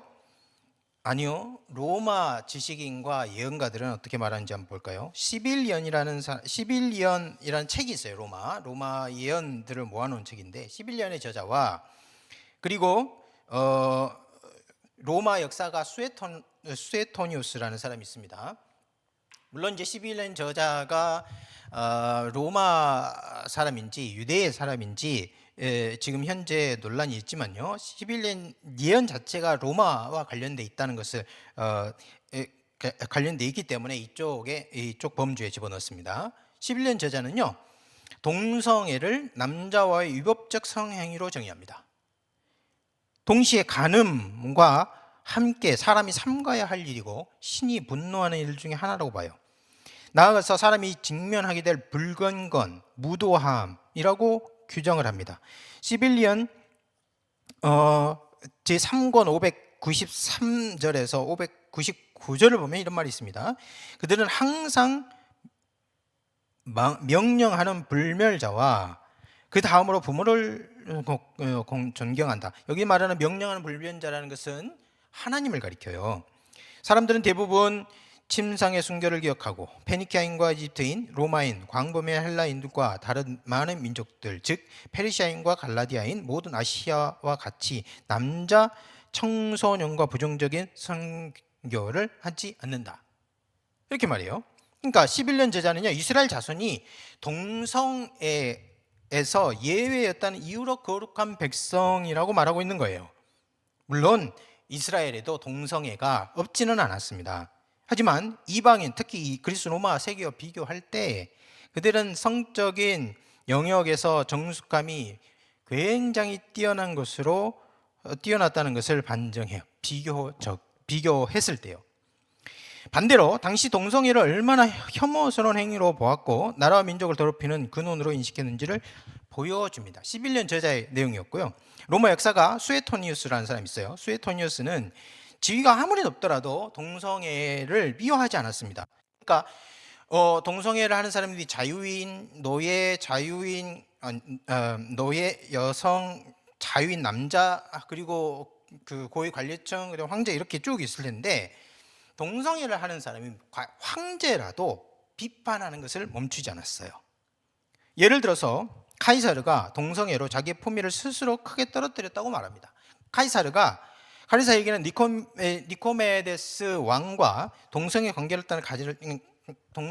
가졌다는 혐의가 있었는데, 이것은 당시 시인, 동료 집정관, 키케로, 그리고 심지어 병사들까지 비웃는 내용이었어요. 시인 리키니우스 칼부스라는 사람은 이렇게 말합니다. 부유한 비티니아 왕, 침대에서 카이사르를 욕보인 자요, 이렇게 말하고 있어요. 시인이 그렇게 말했다면 동료 집정관인 집정관인 비블루스는 뭐라고 말하고 있는가? 한때 왕과 자기를 바랐지만 지금은 스스로 왕이 되고 싶어하는 비티니아 왕비. 이 비티니아 왕비는 누구를 가리키냐면 카이사르를 가리켜요. 또 집정관이었던 키케로는 카이사르는 시종의 안내를 따라 침실로 들어갔다. 그는 거기서 자줏빛 속옷을 입고 금빛 침대에 누웠다. 따라서 이 베누스의 후손은 비티니아에서 순결을 잃었다. 마치 여성을 묘사하는 것처럼 카이사르의 행동을 묘사하고 있어요. 병사들, 갈리아는 카이사르에게 모욕을 당해. 갈리아 전쟁이 이겼잖아요. 그래서 갈리아가 카이사르에게 모욕을 당했다 이렇게 표현해요. 카이사르는 니코메데스 왕에게 모욕을 당했지. 여기 개선식에 월계관을 쓴 카이사르가 가네 갈리아 전쟁의 승리를 기념한 이렇게 말하고 있습니다. 모욕을 당했대요. 모욕을. 이것이 누가 하는 말입니까? 병사들이 행군을 하면서 하는 말이죠. 아니면 자기들이 막사에서 자기를 지도하고 있는 카이사르라는 군 사령관을 이렇게 비웃고 있는 겁니다. 그러면 철학자나 묵시저자, 유대와 로마의 역사가 지식과 사회계층이 높은 사람들 외에 일반 사람들은 어떻게 동성애를 생각했는가? 일반 사람들이 어떻게 생각했는지 기록을 찾을 수는 없죠. 일반 사람들은 글을 잘 쓰지 않기 때문에 일반 사람들이 어떻게 했는지는 찾기 어렵습니다. 그런데 필로가요, 당시 사회가 전반적으로 동성애를 어떻게 생각하고 있는지 여론 같은 것을 기록한 것이 있어요. 이것도 마찬가지로 개별 법들 또는 특별한 법 3권 37절에 나오는데요. 아까 읽었던 본문 바로 앞에 보면 나와요. 제가 읽어보겠습니다. 이보다 훨씬 더 심각한 악은 도시에 침투한 또 다른 악, 즉 페데라스티이다. 예전에는 보세요. 예전에는 그것에 대한 언급 자체가 큰 수치였지만 이제는 능동적인 파트너뿐만 아니라 수동적인 파트너에게도 자랑한다는 것이 문제다. 수동적인 파트너된 여성화의 질병을 견디고 몸과 영혼을 낭비하고 남성의 성 본성의 불씨를 연기로 남기지 않도록 길들여주고 있다. 필로가요, 동성애가 만연해 가고 있는 그 시대를 개탄하면서 예전에는 그것을 언급하는 것 자체가 수치스러웠다 이렇게 말하고 있어요. 동성애를 화두로 꺼내는 것조차 부끄럽게 여기던 시대가 있었는데 지금은 어떤가? 지금은 만연해지고 있다 하고 개탄하고 있습니다. 앞에서 바울 당시 과연 동성애가 너무나 만연해서 일반 사람들이 문제시하지 않았고 또 많은 사람들이 동성애는 괜찮아 이렇게 생각했기 때문에 바울도 그러지 않았을까? 이런 논리를 전개해 보려는 사람도 있었는데 그렇지 실제로 그랬는가? 안 그렇다는 거예요. 바울도 부정적으로 보거나 단죄하지 않았는지 우리가 살펴봤는데 동성애는요 전체적으로 봤을 때 매우 부정적인 것으로 보았고 일반인으로부터 군인 그리고 최고위층 정치인, 철학가, 역사가지도 모두 혐오하고 비웃는 일이었습니다. 그러면 이런 질문을 할 수 있어요. 그럼 바울 당시죠. 바울 이후에는 동성애가 많은 사람들에게 호감을 갖지 않았을까요? 여러분, 동성애가 없었던 시대는 없었는데요. 동성애를 바라보는 크리스찬이 아니에요. 이 사람은 크리스찬이 아니고 기독교 문화 아주 비판적으로 보는 사람이에요. 여러분이 걸리버 여행기라는 어떤 그 책을 썼던 스위프트라는 사람이 있습니다. 이 사람 18세기 사람인데 우리가 알고 있는 거인국 소인국 말고 라퓨타 이야기라는 것이 제3권이고요. 제4권은 후인왕국 여행기라는 책이 있습니다. 이 후인왕국은 자연 본성이 가장 순수하게 보존된 형태의 나라를 말의 나라라고 풍자를 했고요. 그리고 그 말 나라에 아주 타락한 그 본성이 타락한 존재가 나오는데 그게 야후입니다. 야후. 여러분 그 야후 검색 엔진이 예전에 있었는데 그게 사라졌죠. 지금 여러 가지 그 라인 야후에도 그 야후라는 게 여기 나온 거예요. 이 야후라는 존재가 있는데 이 야후는 인간입니다. 인간.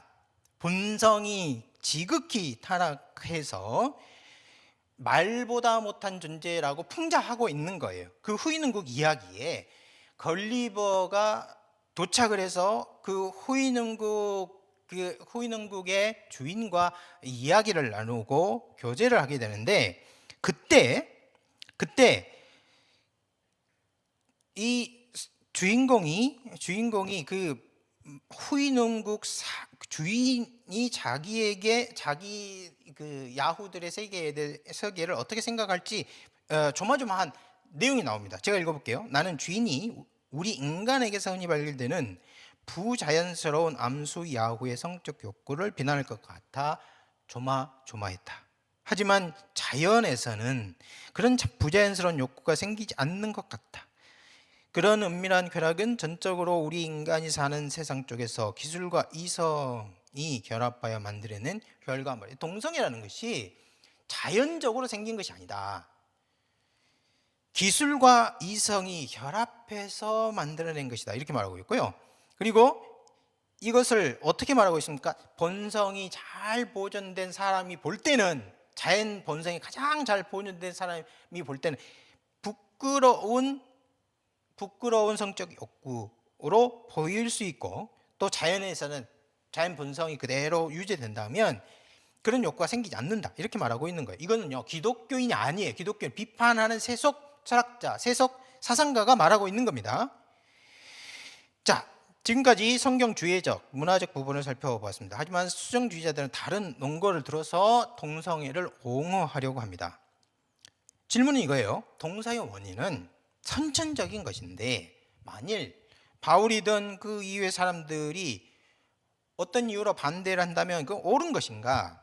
아까 제일 마지막에 제가 인용한 스위프트의 글에 보면 실제로 과학적인 논거를 들지 않을 때에도 동성애라는 것이 선천적인 것이 아니고 기술과 이성이 결합해서 만들어낸 어떤 결과물이라는 것을 말했는데, 실제로 지금까지도 과학적인 시도를 들어서 이제 말하는 동성애를 옹호하려는 사람이 있습니다. 그래서 이것을 제가 여러분이 인터넷에서 검색을 하면 찾을 수 있는 글만을 가지고 제가 이 부분을 썼어요.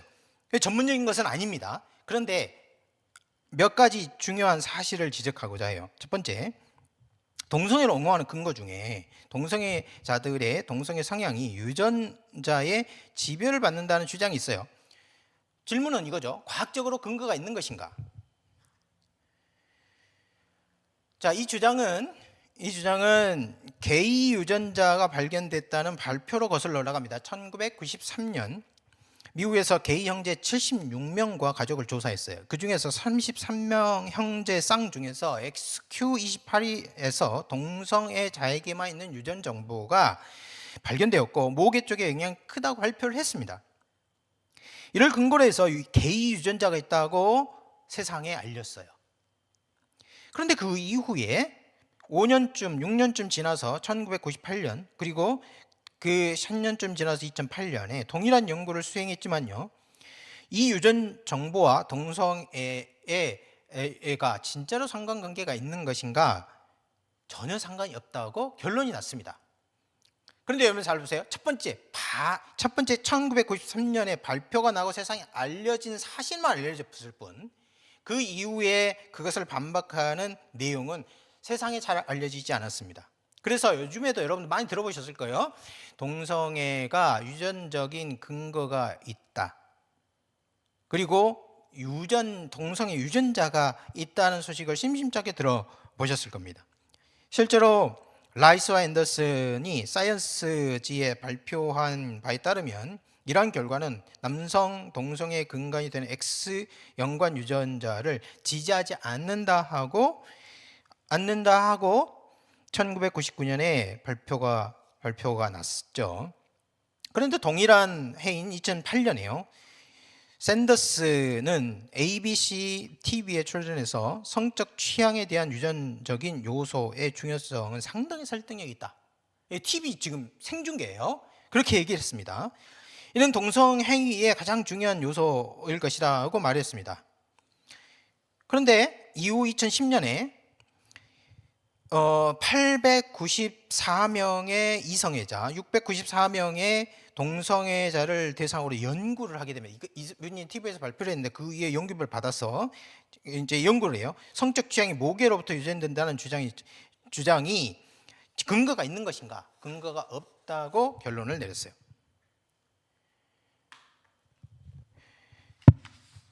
제가 읽어보겠습니다. 그러나 우리는 손잡이, 모발, 가마, 회전 패턴 및 성적 지향 사이에 유의미한 상관관계를 발견하지 못했으며 일부 이전 연구와 달리 남성의 성적 지향이 주로 모계를 통해 전염되는 증거는 발견되지 않았다. 이것도 잘 알려졌을까요? 안 알려졌을까요? 잘 안 알려졌습니다. 그래서요, 제가 이런 발표가 났는데 연구를 사람들이 이 주장을 멈출까, 연구를 멈출까 찾아봤습니다. 그렇지가 않아요. 이 발표 후에 바로 전에 연관이 있다는 논문이 있었어요. 이후에 최근까지도 사회적, 유전적 요인과 연결하는 시도가 계속되고 있습니다. 남성의 성적 지향은 가족 및 쌍둥이 연구에 의해서 환경 및 복잡한 유전적 요인의 영향을 받는 것으로 밝혀진 과학적, 사회적으로 중요한 특성이다. 이렇게 이제 얘기해요. 이거는 Archives of Sexual Behavior라는 잡지예요. 발표된 겁니다. 2021년에 발표된, 최근에 발표된 거예요. 동일한 연구자가, 여기 보면은 제가 밑줄을 해서 알렌 샌더스라는 사람인데, 이 연구자가 게이 유전자가 없다고 했다가 나중에는 있는 것 같다고 말을 바꾼 거예요. 2021년에는 남성의 성적 지향이 영향을 받는 요인으로 유전적인 요인, 앞에 여러분들이 잘 확인할 수 있는 것처럼 환경적 요인이라고 있잖아요. 복잡한 유전적 요인, 이제 빨간 글씨 앞에 환경 이렇게 붙여 있잖아요. 환경적 요인이 있는 요인을 두고 있다는 것을 관찰할 수 있어요. 여러분 생각해 보십시오. 환경적인 요인과 유전적인 요인과 결합을 해서 동성애가 발생한다, 이런 결론을 낸 거예요 지금. 여러분, 이 세상에서 현대에 발견되는 문제 중에 이런 복합적인 요인이 아닌 뭔가가 있을까요? 그래서 사실은 이 논문은 많은 연구비를 들여서 많은 말을 하고 있는 것 같지만 실제로는 아무 말도 하고 있지 않습니다. 결론입니다. 지금까지 관찰한 내용을 통해서 다음과 같이 결론을 내릴 수 있어요. 첫 번째, 5가지인데요. 첫 번째, 성경은요, 동성애를 명백히 죄로 규정합니다.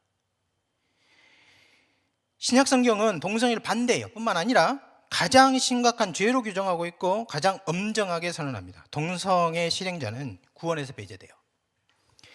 바울은 남자 동성애, 여자 동성애를 모두 반대하고 있습니다. 이게 첫 번째고요. 두 번째, 현대 수정주의자들과 퀴어 신학자들은 로마서 1장 26절, 27절을 주의적으로 해체하려고 시도하고 있습니다. 사본적 논거는 전혀 근거가 없다고 볼 수 있습니다. 로마서 1장 26, 27절은 동성애가 아니라 지나친 욕망을 반대한다고 독자의 주의를 분산시키려는 시도나 파라퓨신, 즉 본성을 거슬러서가 아니라 자연을 능가하여라는 뜻으로 왜곡하려는 노력은 본문의 지지를 받지 못해요. 나아가서 로마서 1장 26, 27절은 동성애 전체가 아니라 폭력적인 강간이나 소아성의 성적 삭취 같은 것만을 금지할 뿐 성인 사이의 동의에 의한 애정 있는 성관계는 금지하지 않는다고 해서 본문의 의미를 상대화하려고 하는 시도라든지 이런 것들은 본문과 거리가 멉니다. 마지막으로 로마서 1장 26절을 레즈비언 관계로 해석하는 것은 4세기 말부터였고, 로마서 1장 26, 27절은 레위기 18장 22절, 20장 13절의 근거를 인용하고 있는 것이기 때문에 바울이 레즈비언 성행위를 반대한 것은 아니었다고 해석할 수 있는 것인가? 자, 그러면 질문 한번 더 해볼 수 있습니다. 그러면 대답을 찾을 수 있어요. 이것은 교부들의 해석, 아까 말한 크리스토스 토무스나 암브로시아스터가 로마서를 해석하지 않은 그 전에는 로마서가 독자적인 뜻을 전할 수 없고, 또 레위기를 비롯한 하나님의 법이 남성 주어를 쓰면 모두 남성에만 해당된다고 전제할 수 있는가? 만일 이것이 전제할 수 없다면, 그러니까 교부들이 해석을 하지 않는다 해도 로마서가 자체로 독자적으로 메시지를 전달할 수 있다면, 그러면 4세기부터 레즈비언 해석으로 그 이전에는 바울이 그런 반대를 하지 않았다, 그렇게 주장할 수 없는 것이죠. 이게 두 번째입니다.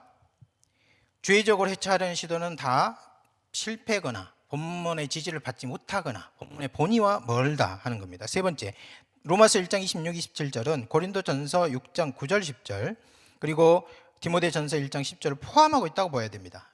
왜냐하면 기록 순서상 로마서가 맨 나중이고 그 두 구절이 앞에 있기 때문에 그래요.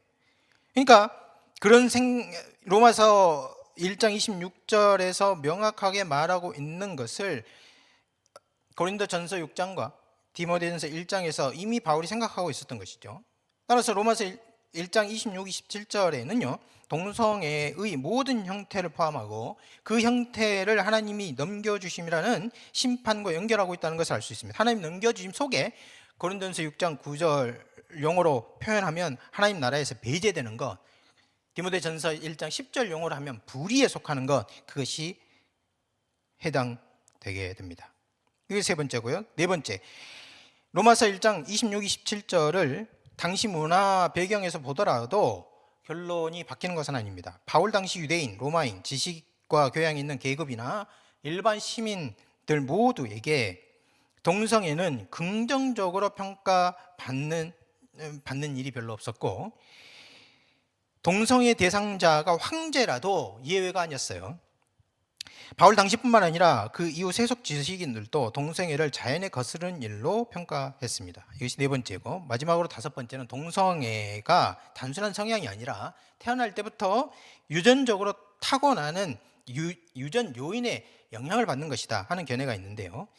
이 사실은 신빙성 있는 모집단을 통해서 실험하고 연구하기 이전에 발표된 근거가 빈약한 발표로 소급돼요.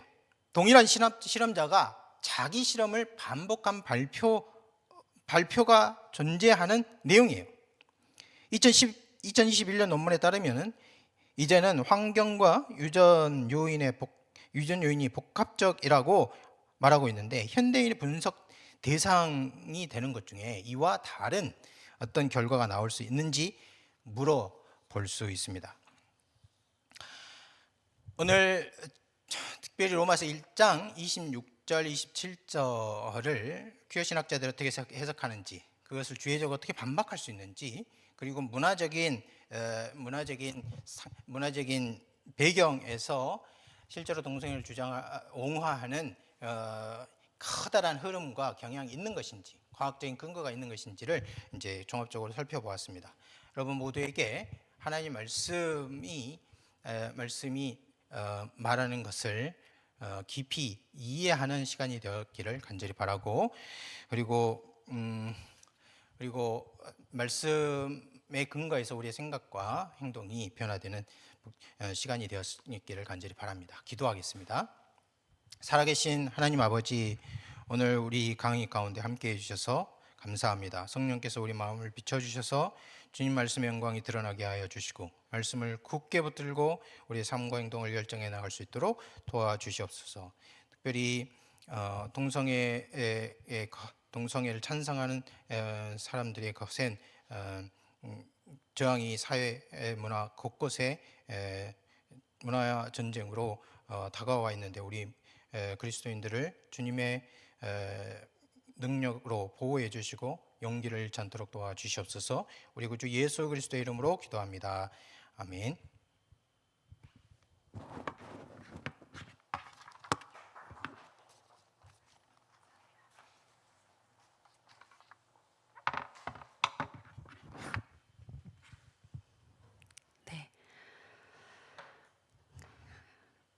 네, 강의 감사드립니다. 170회 부족하지만 김 교수님 강의 간략하게 요약해 보면, 퀴어 신학자들과 수정주의자들은 성경이 명확히 반대하며 죄로 규정하는 동성애를 주회적으로, 문자적으로, 전면적으로 옹호하고 지지합니다. 이는 명백한 오류이고 잘못입니다. 이를 성경 구절을 가지고 설명해 주시는 헬라 원문 단어와 로마 시대 필로, 요세푸스, 키케로 등이 남긴 당시의 문헌 자료를 통해 잘 반박해 주시며 풀어주신 강의였습니다. 성경은 구약뿐 아니라 신약에서도 동일하게 동성애를 반대한다는 결론에 이른 교수님 귀한 강의 감사드립니다. 네. 이상으로 다음은 간추린 뉴스입니다. 네. 지난 23일 어제죠. 제108회기 총회 포괄적 차별금지법 동성애 대책위원회 세미나가 장로회 신학대학교 국제협력센터에서 포괄적 차별금지법 동성애 실상과 대응 전략을 주제로 열었었습니다. 성혁명운동이란 성에 대한 현실과 태도를 조정하는 것으로 남녀의 성평등을 추구하거나 국가에 의한 결혼과 이혼 등의 제도적 규제를 없애는 것을 목표로 한다고 했습니다. 실제로 세계 교회는 성소수자 포용 정책을 수용하는 추세입니다. 지난 5월 1일 미국 연합감리교 UMC 총회가 반성소수자 규정을 폐지하면서 동성애자 성직 안수금지 조항을 삭제하고 성소수자와 관련한 제한 및 처벌 규정 등을 없앴습니다. 캐나다 장로회 PCC는 지난 2021년 147회 총회에서 동성애와 동성애 결혼 허용 및 동성애자 성직 안수를 가능하게 하는 헌의안을 통과시켰고 이에 앞서 미국 장로교 PC USA도 동성애자의 성직과 동성결혼 집례를 허용하는 등 세계 교회가 교파를 초월해 동성애에 대해 자유주의적 입장을 보이고 있습니다. 이날 강의에 나선 조용길 변호사는 차별금지법과 성혁명운동의 명백한 반성경성과 신앙자유 침해성에도 서구 기독교 선진국들의 기독교회 대부분 교파들은 차별금지법 제정과 성혁명 확산을 저지하는 데 실패했다면서 차별금지법 앞에서 교회가 찬성과 반대로 분열되었을 뿐 아니라 오히려 반성경적인 법률 제정과 성혁명 운동에 앞장서고 수용하는 교회들이 더 많아졌다고 지적했습니다. 그 외에도 두 번째 순서에 소기청 교수님의 말씀과 박한수 목사님의 열린 개회 예배, 김영걸 목사님의 말씀 선포, 당부의 말씀이 있으셨습니다. 본 교단은 전국 69개 노회 중 40개 노회가 동성애 대책위원회를 조직하고 총회 동성애 대책위원회와 연대 협력하고 있으며 이날 세미나에는 노회 관계자들이 참석했습니다. 네, 두 번째 광고입니다. 앞서 오프닝 멘트에서 언급한 거룩한 방파제 통합 국민대회 관련 연합 금요철회 기도회가 오늘 밤입니다. 10시부터 다음 날 내일 토요일 오전 5시까지 오살리 최자실 기도원에서 있습니다. 1부는 밤 10시부터 2시까지고요. 10시까지 오시면 자리가 다 차 있을 겁니다. 9시나 9시 반까지 오셔서 미리 기도로 준비하시고 자리를 잡으시기 바랍니다. 2부는 2시부터 5시 간증 집회와 개인 기도회를 갖는다고 합니다. 개인의 영성과 함께 바알에게 무릎 꿇지 않는 주님의 거룩한 백성들로 거룩한 방파제의 통합 국민대회를 기도로 예비하시는 귀한 시간 되시길 바랍니다. 네, 다음 주 171회는 고려신학대학원 구약학 교수이신 기동현 교수님께서 구약의 동성애 관련 본문이에 라는 제목으로 강의해 주십니다. 많은 관심과 성원 부탁드립니다. 네, 기도로 마무리하겠습니다. 사랑의 주님, 공의 하나님, 하나님의 성경 말씀, 특별히 로마서 1장 24, 27절을 비롯해 고린도전서와 디모데전서 등을 독자주의로 분산시키려는 악한 시도와 왜곡, 계계와 도모들은 말씀으로 인해 어리석게 되었고 실패했음을 예수님의 이름으로 선포합니다. 세상의 지혜와 지식은 하나님의 지혜 앞에 어리석고 하찮음을 고백하오며 동성애 찬성자들, 저항자들, 이 나라, 대한민국을 비롯해 전 세계적인 추세에 만연한데 그리스도 예수의 보혈의 피를 뿌리고 덮고 임봉하오며 하나님 앞에 우리가 더욱더 거룩한 정말 우리가 거룩으로 무장하여 나아가는 대한민국 한국교회와 또 열방의 교회들로 회복시켜 주시고 일어설 수 있도록 힘 주시고 능력 주시기를 간절히 간구합니다. 하나님의 말씀은 살았고 운동력이 있어 좌우의 날선 검보다 예리하며 우리의 생각, 혼과 영과 뼈와 관절을 찔러 쪼개기까지 하시고 생각과 마음을 감찰하십니다. 하나님 말씀으로 승리하게 하시고 또 우리가 채워져서 정말 이 험한 세상 마지막 때를 이겨낼 수 있도록 능력과 권세와 권능의 기름을 부어 주시옵소서. 오늘 말씀을 전하신 우리 교수님 가운데 또 우리 차바 차이성 그리고 한국교회와 또 구독자님들 한 분 한 분에게도 하나님 동일한 은혜와 능력을 더하여 주시고 정말 마지막 때에 승리할 수 있도록 하나님 함께하여 주시옵소서. 감사드리며 예수님의 이름으로 기도드렸습니다. 아멘. 네, 이상 170회 차바를 잘 마치겠습니다. 감사합니다.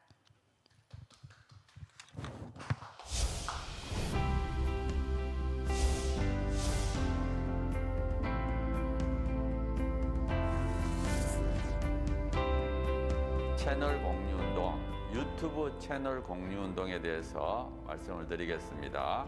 차바 채널과 여러분들의 교회의 유튜브 채널이 공유된다는 게 무슨 뜻인가 하면 차바에서 매주 금요일마다 차별금지법에 관련된 좋은 영상을 실시간으로 송출하게 됩니다. 차바와와 공유된 여러분들의 교회 유튜브 방송에도 저희들이 영상이 실시간으로 송출되게 됩니다. 처음에 시작할 때 50개, 100개, 200개, 240개까지 증가했습니다.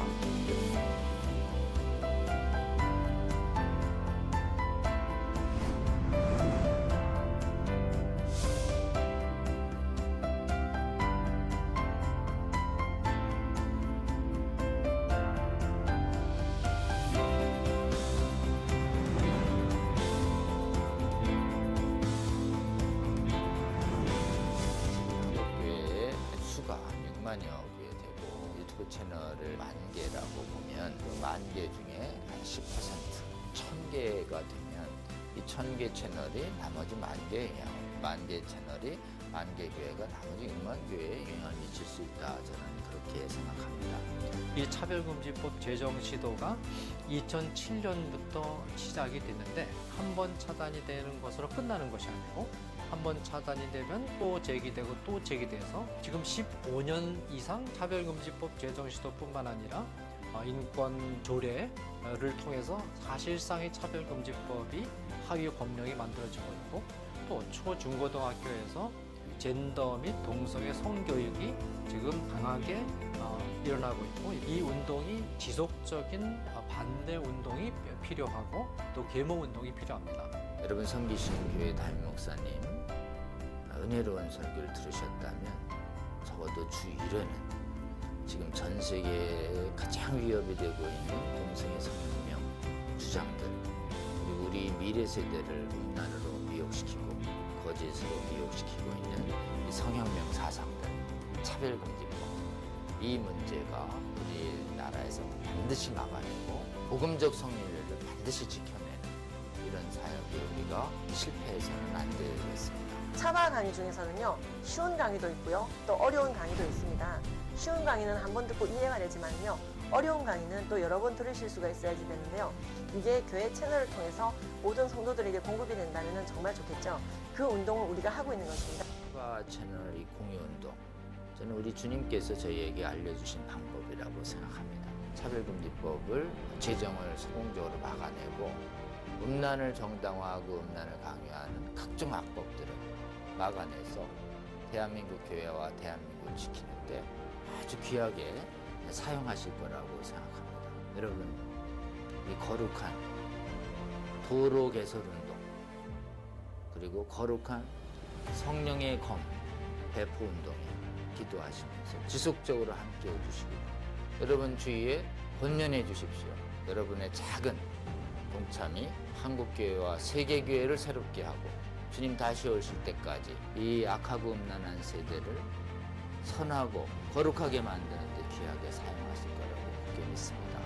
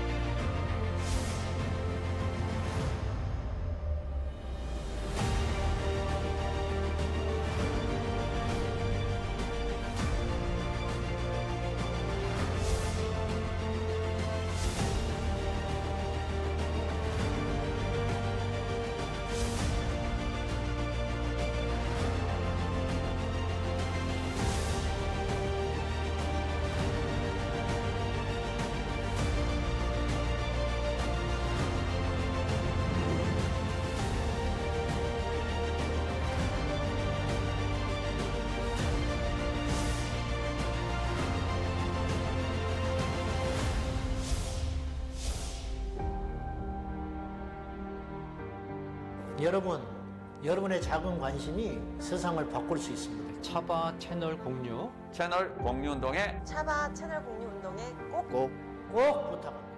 파이팅! 파이팅! 화이팅!